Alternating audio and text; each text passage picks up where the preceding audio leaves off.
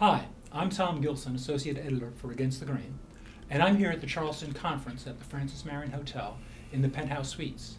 And I'm joined by Albert Joy, who is the Acquisitions and Preservation Librarian at the University of Vermont. And we're here to talk to Jim O'Donnell, who is the University Professor and former Provost at Georgetown University. Jim, welcome to the Penthouse. Thank you. Nice to be up on top here. It's a delight to have you. Thanks. This morning you chaired a panel of 3 university provosts, and they were discussing libraries. And what did you learn? What do you think the librarians who attended learned from these 3 folks? Well, I was really privileged to get to do this for a second year. It's an interesting opportunity for librarians to get to see provosts out of their native habitat, but for provosts to get out of their native habitat a little bit too and talk to some other folks. I'm going to tell you I learned 3 things this morning. One of them came from Beth Paul, who's the provost at Stetson University, who was describing the value she sees in librarians of being neutral within the institution. We had a little discussion to that to get exactly what that means. But what I really resonated with is that when you are sitting at the center of the institution, you're very much aware that there are a lot of stakeholders who have parochial interests. A business school dean may be interested in the business school and doesn't care all that much about the botany department. Librarians are not inert or neutered, but they are neutral in the sense that they do take an institution-wide perspective. And when the librarian says to me, Jim, here's something I think we should be doing, I'm going to take that seriously.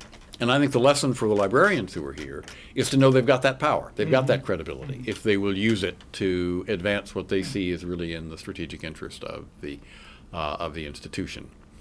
Janine Stewart, who's the new provost at McDaniel College, formerly provost at Hollins University, also woke me up when she described how she knows that many people in the university look at the provost as somehow sitting on top of the pyramid. But the provost really knows that he or she is in the middle of the hourglass. I would have said maybe with one pyramid this way and another pyramid this way, and the provost is the poor so-and-so points in between. Because it is a liminal job between not just the senior stakeholders of the institution, but the board as well. And one lesson again for librarians is the provost can help the librarian best when the library helps the provost tell the story up the hourglass, up the pyramid, in a convincing kind of way. When the provost is doing a good job of managing up, the provost can be much friendlier managing down. Our third speaker was John Vaughn, who's the executive director of the Association of American Universities and an old friend of libraries and librarians. He did a little informal survey of what provosts expect of librarians, what librarians expect of provosts. Interesting stuff in the whole program, but my learning from that was the provost said, I really hope the library is involved in innovative enterprises. And the librarian said, we really hope the provost supports innovative enterprises. Aha, little light bulb goes on, and I say, I think these folks can work together if they understand that that's the way they're playing together. So anyway, we enjoyed it a lot. I think the audience appreciated it, and I hope everybody learned something from it. So I have a question about the library's role. You said the library is neutral, but of course the library can also be parochial because the library has library-centered interests as well. And I just don't want to forget that in the discussion. We are neutral as we talk about across the university. And the provost talked a lot about their interaction with the libraries, but there was very little about what the library needs from the provost. And I want to bring up a number of issues about that in the course of the interview. And I just wonder what you've seen as the library coming to you first, requesting things. Because I know one of the problems of a provost is many good ideas come to the provost, many more than there are revenues for. And well, I mean, I would say a university is a tool remarkably well designed to generate more good priority ideas than it can ever fulfill. If you have a good faculty, that's going to happen all the time. What I would say is that if the library comes to me and says, we need X for the library, I'm going to be less able to be helpful than when the library says the university needs X for the library. Yes. That can be facilities issues, it can be staff issues. Don't just say to me the cost of materials is going up faster than inflation, so I need more money. Right. But the cost of what you and your academics need from me is moving in a particular direction. Correct. And we really are well in line with what the needs of our users are, and this is what it's taking for faculty and students, not just to feed a supposed parochial need of the library. If it's really only a parochial need, I'm sorry, I've got to put that one a little further down the list. But many of the things that can come across that way are in fact equally, if not more importantly, understandable as statements about what the university needs. Smallest, silliest thing that happened in the library in my time as provost, we needed more electrical outlets. Right. Because students were sitting on the floor and they knew exactly where the few electrical outlets were, because without any strategic planning they'd all acquired devices that had battery lives, and they needed more juice. Well, I don't need the librarian coming to me saying I need more electricity in my building. I need the librarian saying your students need a good place to work, and this is a condition of working now. Here's what we've got to do. Right. Thank you.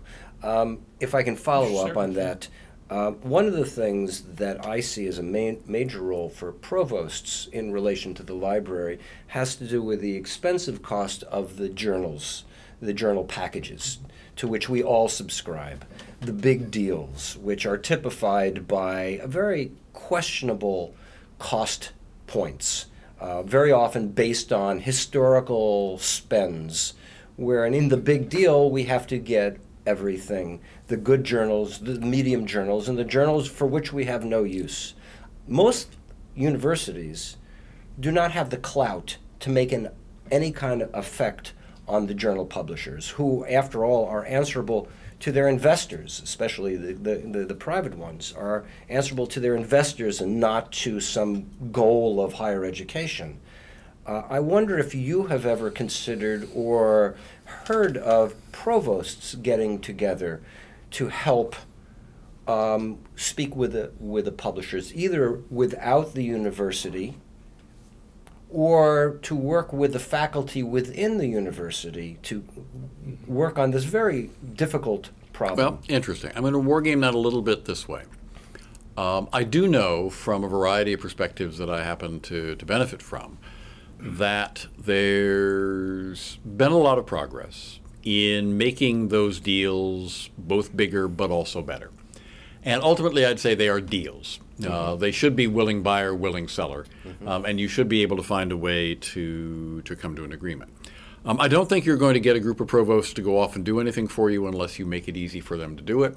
And I think the place where we, the Provost Club, would push back is to ask you to make sure that you are doing everything you can to collaborate and coordinate what you are doing as customers to maximum advantage for the system. There's been a lot of progress in development of library consortia over the last couple of decades as buyers clubs, but I think there's evidence that there's a ways to go yet in really developing that degree of cooperation and collaboration among libraries, in finding the right size and shape group, in getting people really to sign up. There are problems with that, no question, because you put together a consortium but then discover that libraries in the state of are required by purchasing requirements of the state government of to do things that are in fact not in the best interest of the libraries and academic institutions of the state of So there's work to be done in complexities, but I would say the provosts would push back to say, let's make sure we've gotten our own house as much in order and together as we possibly can, and asked how they can help to do that. And maybe they can. It's the provost who's going to have more luck going to the state legislature than the librarian is. Quite. Or the president. On something like that. Sure. Yeah. Yeah, I think that's the point. The provost have the power to do these things. I think the provost, if I just can finish this, also plays a very important role in explaining to the other deans and to the faculty some of the impacts should we pull out of a big deal.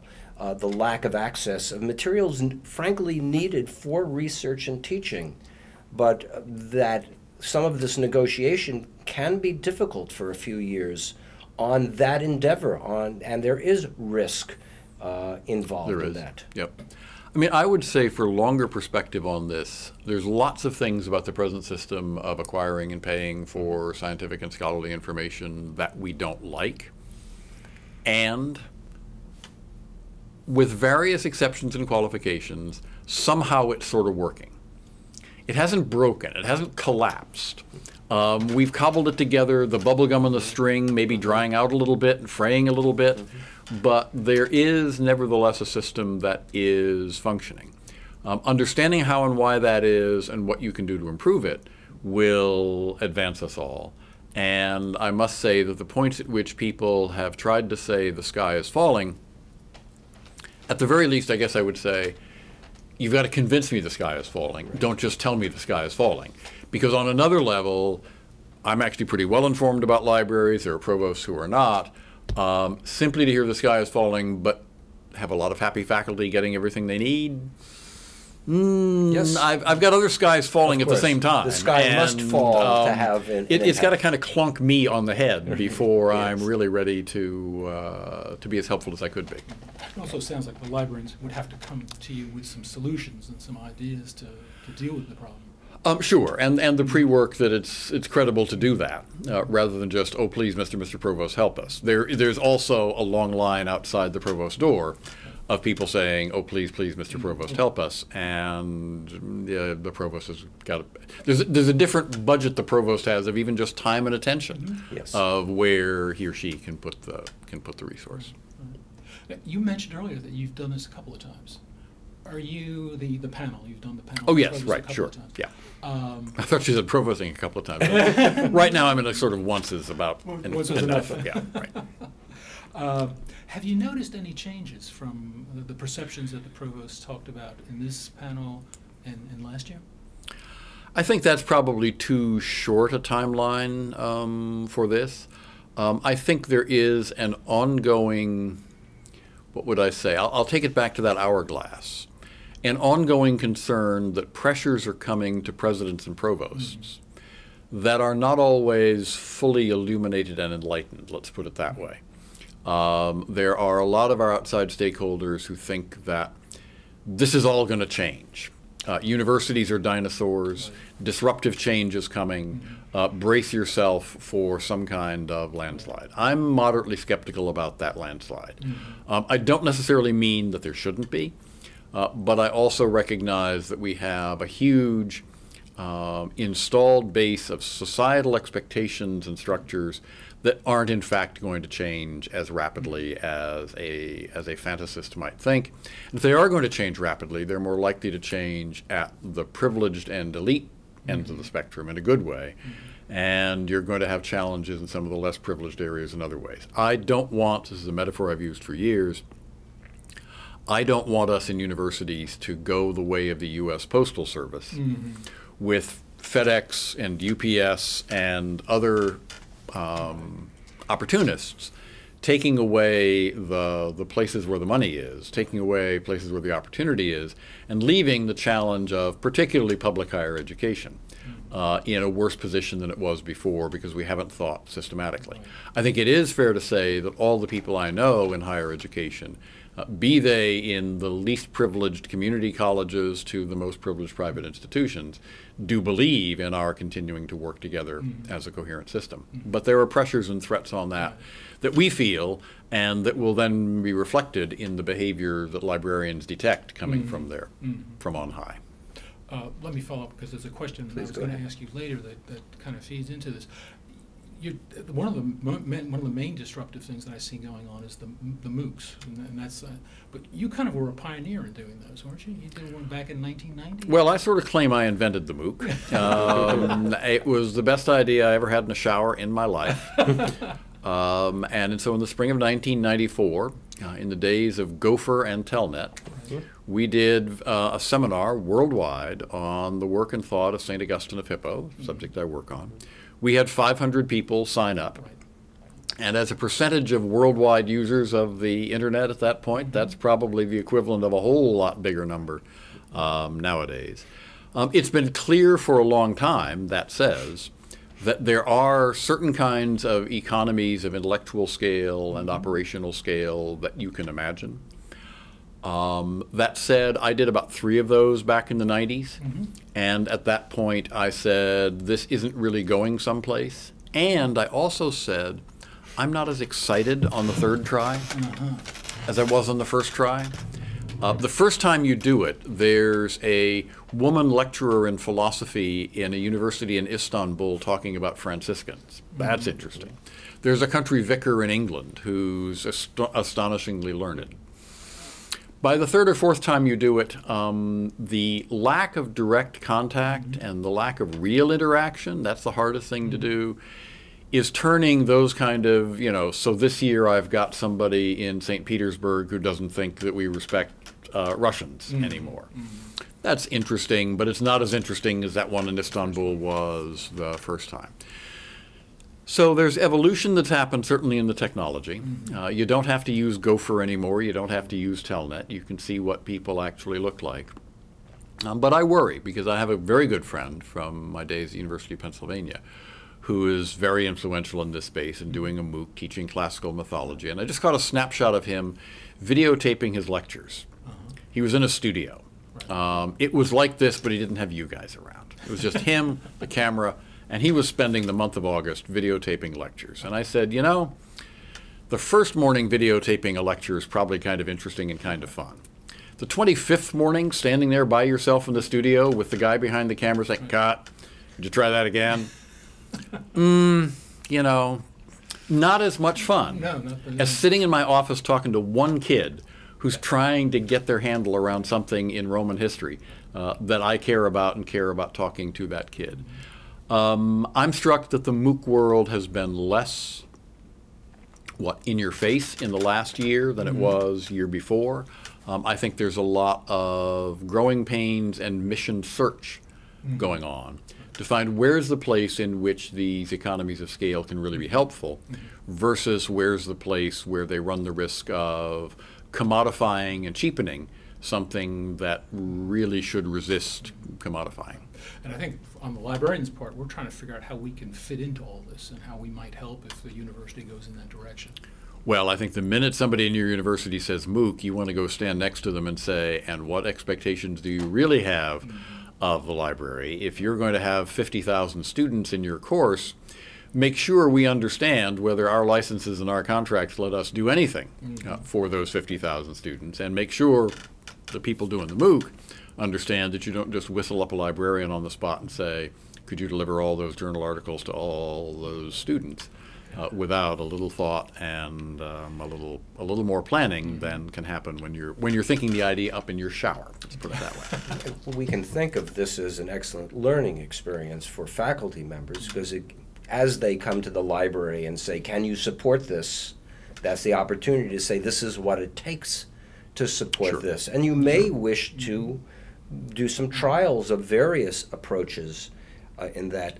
An earlier speaker... Well, if I could just say, the other thing I would say about this is that the happiest MOOCers I know are the ones who either had done a lot of work on integrating technology with education before they got to the MOOC, or they're the ones who are taking from their MOOC experience lessons that go back into the live face-to-face classroom, the for-pay customers back in their home institution. I have a colleague, Professor Jen Ebler at the University of Texas, a former student of mine, who has, as they say, flipped the big Roman history survey course, and is just world-class in what she's doing to make it possible to teach a lot of students who don't necessarily get up in the morning wanting to be in a Roman history class, to get them engaged and make them really learn something from that encounter that happens, using the stuff that's been learned in these other experiments. That's cool. In addition to being a pioneer in MOOCs, you were a pioneer in open access publishing with the Bryn Mawr Classical Review in 1990. You want to talk about the evolution of open access, especially from my standpoint. I'm an acquisitions librarian, so I really work a lot with budget issues. Sure. And the budget issue of open access is very troubling for me on an institutional level. Maybe not on the access level, but on the institutional, how one pays for those professors' fees, author fees, etc. Well, right. I mean, the mantra goes around that information wants to be free. That goes back to the great Stuart Brand, the man who invented the Whole Earth catalog, who is at pains to remind you, if you quote this back to him, that the next thing he said was information wants to be expensive. I go more with my friend and colleague, another classicist, Greg Crane, who years ago said, if it's not on the net, it's not information. Think about that one for a moment. I think that's truer, and it poses a challenge. We do want information to be as universally and readily accessible as we possibly can. There are realities that impede, sometimes for good reasons, sometimes for bad reasons. I think what we've seen now, since we started Bryn Mawr Classical Review back in 1990, we've been giving away this online journal. We've now got 11,000 subscribers, reading current book reviews on current scholarship in classics, and we think it's wonderful that lots of people who aren't classics professors are getting to follow our work. We do that because we're cheap and we're subsidized. We're cheap just because we're cheap. We're subsidized because Bryn Mawr College lets us have a room, lets us have some computer access. That's good. Publishers, it's a book review journal, so they send us free books. In fact, at an early point in the history of the journal, I looked at my colleague and said, who knew? If you wrote off to publishers and said, send us free books, they would. We should have started a book review journal 20 years ago. But we also are subsidized because we'd been publishing a small textbook series for about 10 years before we started BMCR. And it's the small stream of revenue that comes from the textbook series, which is classroom paper textbooks, that enables us to pay the expenses that we're cheap enough to meet. We've evolved going forward. When we started, we had a for-pay $3 a year paper subscription. That lasted about 5 years. And one time we did a CD of the retrospective collection of, I think, the first 7 years of all of our reviews. That was selling for $10. Sales on that one maxed out somewhere in the low to mid one-figure range. We haven't gone that way again. So we've been open access because it works for us. Lots of other models, lots of other experiments, lots of other directions are being taken to make information more readily available at a better price. I would love all of the scholarly and scientific information in the world to be available for free. Of course I would. That's an asymptote. That's a limit that we get to. I'd settle for 50 cents a day. I could even go to $1, maybe $1.50. And if I think of what I'm paying for my iPad connection, for my iPad, for my cell phone connection, for my MiFi gadget and whatnot, you know, I'm actually paying a fair amount per month for information. If you don't ideologically set the only acceptable price point as zero, then you can find in the domain of economics and sociology the place at which something is going to work. I'm struck that we're now at a point where OA has been successful enough that we're beginning to see that even when you give stuff away for free, the laws of economics do apply, and the laws of human nature do apply. And so it turns out that you weren't quite sure 25 years ago that certain publishers, whose names would be obvious to library colleagues hearing this, weren't just kind of cooking up journals in order to get articles and make some money. You know, it's just possible there's somebody doing that with open access journals. And if there's author publication charges to be gotten out of doing that, it's just possible somebody's up to something there too, because it's just possible that the people involved in this are human beings and stuff is going to happen. I think we made enormous progress. There's all sorts of things I would praise. I think some of the work that's been done even by the biggest and most expensive publishers to make scientific journal information available at either zero cost or very low cost in developing countries based on their GDP and so forth. Thing of beauty, and I've seen examples of that being entirely wonderful. On the other hand, in my field, there's an argument going on now in Britain over the government thrust there towards open access to journals, where the three leading associations of classicists have lived for 100 years with a splendid business model where the revenue stream that comes from the journal pays for keeping these societies going and keeping, in 2 cases, the library shared by these societies stocked with books and going as a working tool. It's not to say that it wouldn't be a good thing if those journals were readily and freely available, but it is to say that the social good that has been coming unmistakably from charging for those journals needs to be respected, needs to be thought about, and some other solution needs to be found if we're not going to use the business models we've now had. Sharp diversity in this between fields, sharp diversity, in fact, between countries and between kinds of publishers. And I think we've made a lot of progress working through these, but if anything, and I've seen some stuff just in the last day from some strong open access advocates saying that we've got to be careful that support for open access doesn't become an enemy of open access. And I think that's a wise mantra to hold on to. So in the funding of open access, as a provost or a former provost, do you see, where is the revenue coming for the author charges?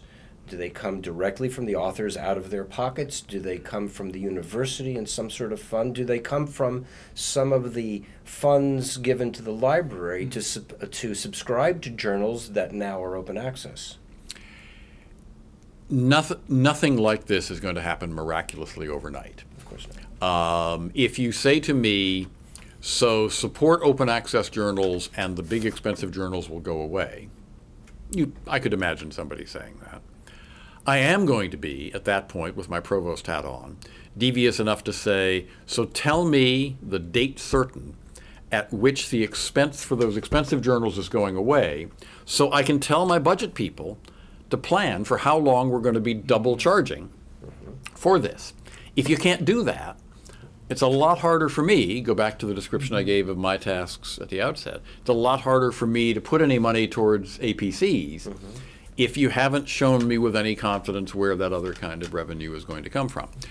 There are projects now underway, and there are both foundations, national organizations. John Vaughan and our panel talked a little bit about stuff the AAU is doing that's trying to design what a transition would look like to get some of the hard parts solved. I was interested by what he said, and I want to hear more about the situation for the scholarly monograph for the junior scholar in the humanities and social sciences. We know that's a problem in several ways. He was suggesting that they're looking at models for treating a subsidy for publication by open distribution of your first book as the equivalent of startup charges for a scientist. And rather than paying a subsidy to a university press to publish and sell for dollars, is there a way in which you can use the subsidy as an APC in order to make that class of scholarly literature more readily available and sustainable than it is now, and leave the presses to publish the second book, the next book, the full professor book that scholar writes, which is the one that will achieve a wider audience and maybe a longer duration of value, and therefore justify a greater concentration of dollars. At this point, the paradox is the new assistant professor's monograph probably costs more to publish than the serious book by the serious full professor, even though you would have to say that the next book by my friend Tony Grafton at Princeton is probably a greater contribution to the world than the next dissertation published by Princeton University Press, however good that happens to be. But keeping the focus on open access, recently there's been some concern about peer review in open access. I wonder, though, is that isolated just to open access? Do we have a problem with peer review in general? Or what's your take on that? Peer review varies widely from discipline to discipline. There's the practice of what happens before the article gets published. There are, in some disciplines, efforts on post-publication peer review, on open peer review. I would emphasize that we've always had post-publication peer review in the sense that journal articles do get read, and journals do have reputations. And both editors of journals and the authors who contribute to journals are making peer review judgments about this journal by whether they will submit their material or not. There was a big fight 25 years ago now in Classics over one of our oldest leading national journals. And it was a fight over what sort of thing should this be publishing. What really does constitute quality in our discipline now? And there was a fight, and somebody stopped being editor, and a new structure was put in place, and other people were put in place. So we have a legacy system which is not mathematically, quantifiably perfect in a variety of ways. There is a sampling error problem. If I'm the editor and I send the article out to 3 people and they all tell me it's good, lots of times that means something. Right. And once in a while it doesn't mean something. But we're comfortable enough with that. But knowing who the editor is, knowing who you're sending to, knowing that the time and effort is being put into it is imperfect. And there is now plenty of at least anecdotal and beginning to be better than anecdotal evidence that there are areas in which that is a problem. I don't think that is specifically related to open access journals. If it is, the only way I could imagine that would be that if I were a Sharpie thinking up a way to make a quick buck by running a journal now, I would be statistically more likely to be starting an open access journal than a for-pay journal. So maybe just at the moment you're seeing a few more hooligans in that neighborhood than in the other. Okay, fine, that will sort itself out. I think long term, the challenge of evaluating and making clear the results of evaluation of what we produce and publish is a really interesting one for higher education. It's assessment. It's outcomes assessment. And so the post-publication peer review of things like citation and impact factor and H factor and so forth, that seems to me to be important work. It's work that could be done in a bad way, a mediocre way, or a good way. My vote is for good. And I think there's a continuing process of debate and discussion in lots of fields about how you would do this, not turn this into bean counting, not turn it into a least common denominator generating review process. But at the other end, be able to say to boards of trustees, to funding agencies, to the general public, here's what we do, here's how good it is, and here's how we know how good it is, and how we can tell somebody else it's good, and it's not just a club. There's an old joke, I think goes back to George Bernard Shaw, but if it isn't, it's somebody like that, who was said to have said that there wasn't really anybody left in the world who knew ancient Greek. But there was this club of guys who'd agreed with each other that they'd tell the world that they knew ancient Greek. It's a little closer to the truth than absolutely necessary. We've got to make sure that that's not the way we're seen. Right. It's not. We got to make absolutely sure it's not the way we are. As an active scholar, can you tell us what your current research is, and importantly, what's the part of the library in your research? I'm sure it has changed. I'm sure it's changed over the years, especially as you get more, let's say, mature in your profession and your knowledge of your subject. It changes. But as a longtime scholar, well, Artemis Kirk, our distinguished university librarian at Georgetown, knows that I have claimed for a long time to be one of her primary off-site shelving facilities. Even when I was provost, I got nothing from her for this. What can I say? What I'm actually working on right now is moving in 2 directions. One is continuing researches on late antique history and cultural history, branching. I've always worked in the Latin side, and I'm now working out into the Greek side more with Byzantine history. But I'm also working at trying to write a book that explains to the enlightened general reader what it is people like me do. Is it possible to describe the most technical work we do as classicists in a way that the enlightened general reader can understand?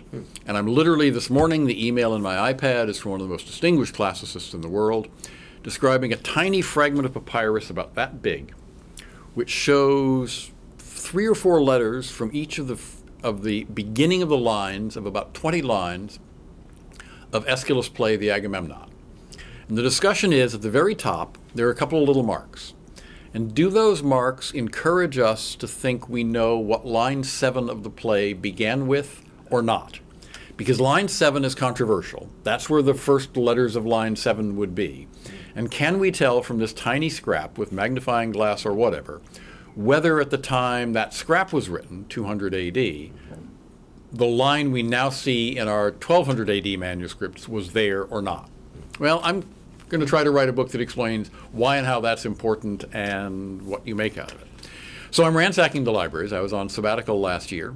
It was an experiment in a way because for a period of time I was living away from libraries, and so developing a long list of books that I'm still working through. Every week I spend a morning in the library getting a tottering pile like this, crunching down and sorting through them just to see what I've been missing. At the same time, I will say that much of the value of our library traveled with me, even when I was away from libraries, and much of it indeed travels around in this device right now. I'm sure there has not been a day in the last year, even when I was away from libraries for a good 6 months, that I haven't used our library. The most striking thing people in my discipline have noticed, we depend on a lot of older materials, is that we use many of the materials that we cherish much more frequently than we used to. The accessibility of old journal articles. I read journal articles regularly going back to the mid-19th century. But I used to have to be in the building and go to the building and get them now. Now I see the reference, and indeed the challenge is it's too much like any other internet rabbit hole. I see the reference, and next thing you know, I'm clicking through to JSTOR to read this 1912 article and see what it has to offer. The lesson for that, which should please provosts, is that the huge investment we've put into building collections, building a historical legacy of scholarly publication, is now one that with the technology we can get more value from, and that should be good news. Yeah, I think those online back files and collections of full text collections are a great benefit to scholars. Absolutely. And you're seeing more and more primary source publishing in the electronic sphere. A number of companies are coming out and publishing more primary. Yep, sure. I will say there are risks, and I would underscore one risk. I had about 15 seconds, I think, of internet fame back in August when I went to the IFLA meetings in Singapore. And IFLA, the International Federation of Library Associations, of course, has a lot to do with access to digital information. And I got there and I opened up my iPad and discovered that all my Google Books had disappeared. Because Mr. Google and Mr. Singapore aren't on the best of terms, and they detected my device was in Singapore, and so all of my downloaded books disappeared. And I have still not got all of them back 3 months later in the sorting. It's a reminder that when you acquire material digitally, you don't actually often acquire material. You're acquiring access. You're acquiring something else. I have spent some time since August making sure that the Google Books I have been downloaded to something that Mr. Google doesn't control. So the next time I take them to Singapore, I can put them on a device that I really do control and still be reading the stuff there. But I was literally 2 weeks before the semester began, I had 3 volumes in my Google Books that I needed to be reading in order to get my teaching ready for the semester, and I got to Singapore and they're gone. They're in hyperspace somewhere, and you don't have any idea they're just plain gone. Yep. Sobering lesson. Jim, our last question is, I don't want to say it's a trick question, but it's kind of a trick question. If you were sitting in Albert and my chair, what question would you ask yourself? Woohoo. I would expect you to want to understand better the place of your priorities and my priorities. And I think that's natural and normal. I'm very struck from my experience provosting by the uniqueness of the range of things I know. Let me give you an amusing example that highlights it. Frequently, when I was provost, someone would come up to me and say, "Jim, what do you know about X?"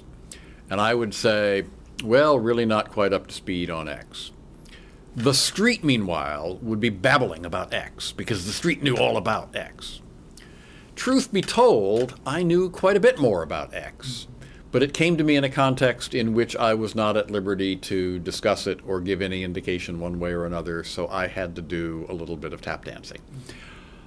Painful, of course, but on the other hand, there are good reasons why these echelons and structures of information and awareness happen.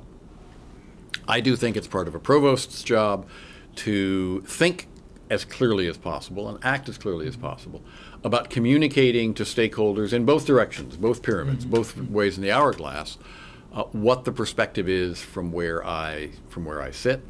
But it means I also expect good communication from the other partners that I have, and mutual understanding and respect of the anomalies into which this puts us. The real challenge then is to build trust.